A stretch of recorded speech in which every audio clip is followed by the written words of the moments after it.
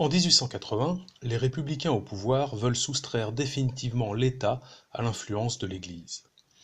Depuis la Révolution française, le pouvoir n'est plus lié à l'Église catholique, mais l'Église reste influente, notamment dans l'enseignement et dans l'assistance. De plus, l'Église soutient les monarchistes, par définition anti-républicains. Elle est donc l'ennemi du régime.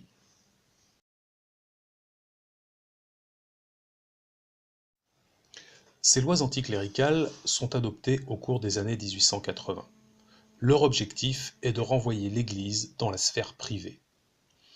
Les hôpitaux de Paris sont donc laïcisés en 1878, le repos dominical est supprimé en 1880, le divorce est autorisé en 1884 et les congrégations religieuses sont surveillées.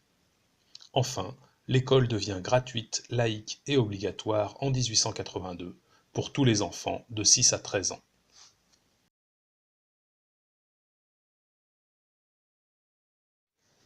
Entre 1899 et 1904, les républicains mènent un anticléricalisme de combat. Les congrégations sont expulsées et les relations diplomatiques avec le Vatican rompues. En 1905, la loi de séparation des églises et de l'État laïcise l'espace public.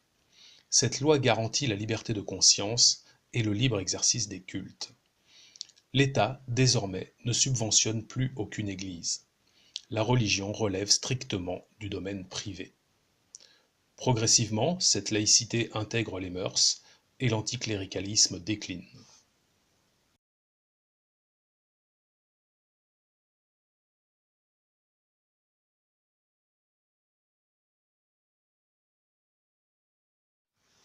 Après 1945, la Constitution de la Quatrième République définit la France comme une république laïque.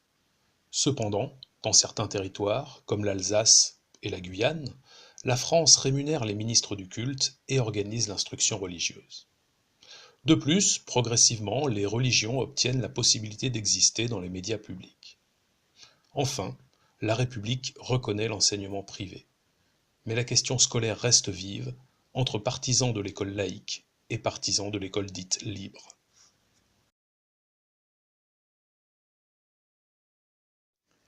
L'essor de l'islam, désormais deuxième religion de France, confronte la laïcité à de nouveaux problèmes. L'État réagit en créant des institutions, comme le Conseil du culte musulman en 2002, et adopte de nouvelles lois. La loi sur le port de signes religieux dans les écoles publiques en 2004, l'interdiction du port du voile intégral dans les espaces publics en 2011, et réaffirme en 2013 l'importance du principe de laïcité, indissociable des valeurs de liberté, d'égalité et de fraternité.